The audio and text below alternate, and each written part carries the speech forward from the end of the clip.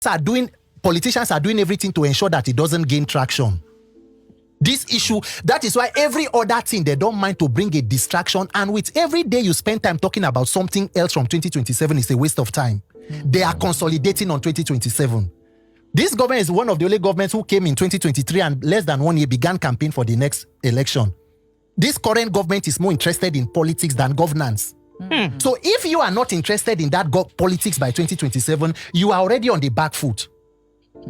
So it doesn't matter. A lot of people have good reason why they will not be interested. I mean, there are people who were championing good causes. Reno Omokri was here some time ago. And then recently he was talking about how, Nigeria is an oil poor country and all of that. Imagine a mentality or a mindset of people where you value your resource or your riches with your natural resource.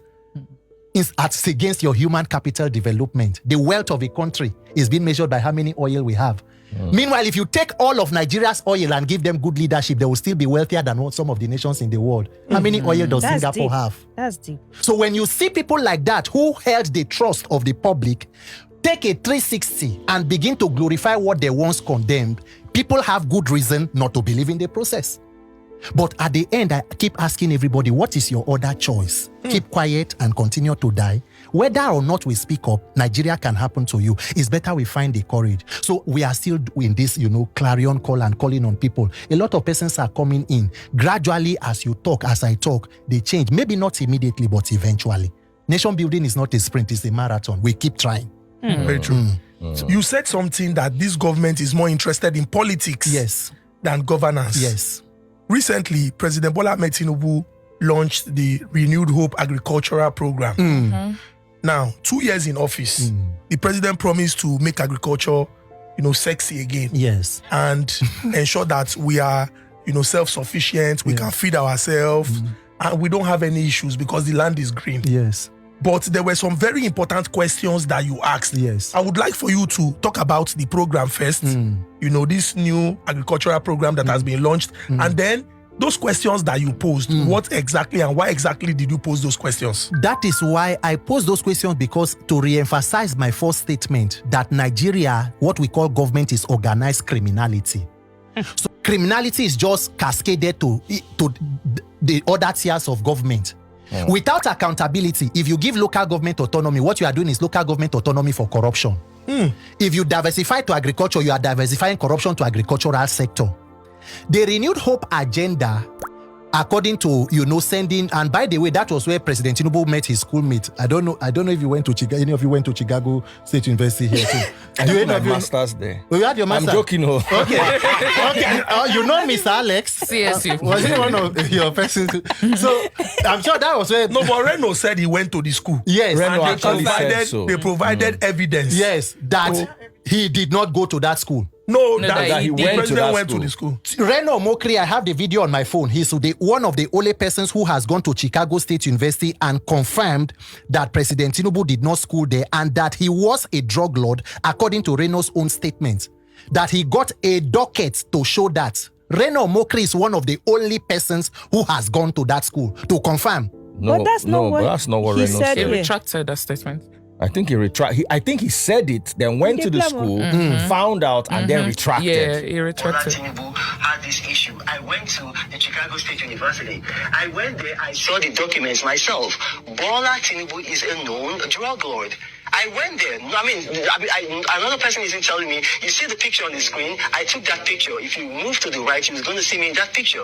Bola Tinubu is a known drug lord. He has this man who's meant to be the Minister of Labor and Productivity, or rather say on productivity, who went on TV to try to hoodwink Nigerians, telling them that the charge against Bola Tinubu was just for tax, that all he paid was tax, that it had nothing to do with drugs. That is a big lie. I have the document here. Nigerians can see it. I hope you can see it on the screen here. I have the document here. It actually says, and if you look at it, it says docket.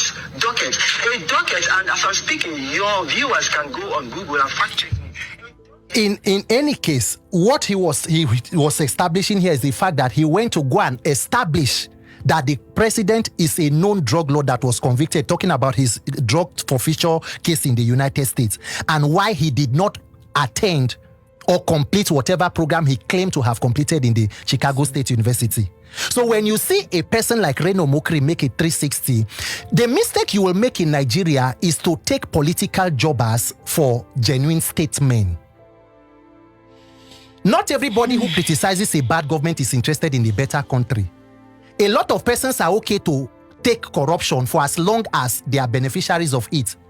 You can criticize corruption, but the question is, if the tables turn and it begins to favor you, is it still corruption? Have you seen when Reno Omokri was singing praises of person like Mr. Peter Obi? He said on this show that he never liked him.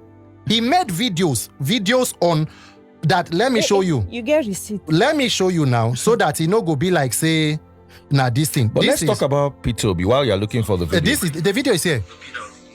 When DC came in for the National Prayer Breakfast. But you see, I listened to this man. I listened to Governor Peter Obi. And, ex-Governor Peter Obi, the plans, the ideas, this man raised the bar of leadership in Nigeria. He raised the bar of leadership in Nigeria. Since he left office, can you believe that this man does not take anything, not even like a penny from the Anambra State government?